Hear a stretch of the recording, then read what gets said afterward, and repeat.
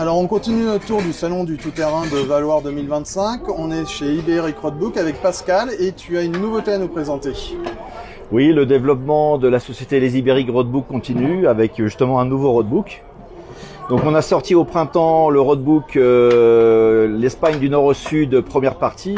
Alors pourquoi première partie? Parce qu'on va faire toute la descente des Pyrénées espagnoles jusqu'à Almeria en 3 volumes qui sortiront dans les mois ou années à venir. Et donc on reste fidèle à notre cahier des charges en proposant ici un roadbook qui fait au moins 75% de pistes. En réalité, on est même à 78% de pistes pour 750 km, donc des roadbooks qui nécessitent 6 à 7 jours. Et comme d'habitude, on a essayé de remplir le roadbook d'un maximum d'informations touristiques où on parle de châteaux, de villages oubliés, de villes fortifiées, de paysages et de miradors incroyables.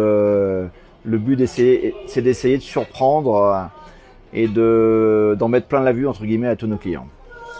Donc c'est pour ça que tes livres de voyage, c'est oui, des livres de voyage plus que des roadbooks. Exactement. Parce qu'il y a toute une partie touristique qui est très importante et que c'est pour ça que tu mets du temps à les écrire et à les développer. Voilà, aujourd'hui on met pratiquement 1 an pour préparer un roadbook parce qu'on s'astreint à visiter la moindre chapelle, la moindre église, le moindre village perdu. Donc il n'y a pas un élément dans le roadbook qu'on n'a pas visité. Donc là-dessus c'est quand même une garantie qu'on doit aux clients. Et on continue à sortir un roadbook par an aujourd'hui.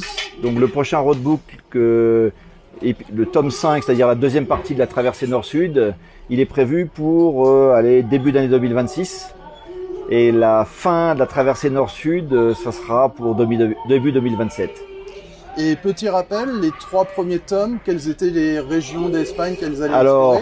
Les 3 premiers tomes, le premier tome, c'est le désert des Monegros, c'est Monegros et Sierra. C'est 2 tiers de zone désertique et 1 tiers de piste de montagne. Le deuxième roadbook, c'est une des régions les moins connues d'Espagne et les plus dépeuplées. C'est une région de haute altitude où on passe à 1800 à 2000 mètres d'altitude, donc qui s'appelle les Monts Universels. Donc c'est ce qu'on recommande pour l'été. On peut circuler en Espagne sans être écrasé par la chaleur. Le troisième roadbook, c'est le roadbook le plus varié, qui fait les Bardenas, le chemin de Saint-Jacques-de-Compostelle en Navarre, une partie de la Sierra de Moncayo, les déserts de l'Èbre autour de Saragosse. Ça change tous les jours, avec énormément d'informations culturelles. Et le 4e roadbook, on vient d'en parler. D'accord, et donc on retrouve tout ça sur le stand des Ibéric Roadbook. Tu es dans la partie basse du salon. Exactement. Au niveau des télécabines. Exactement.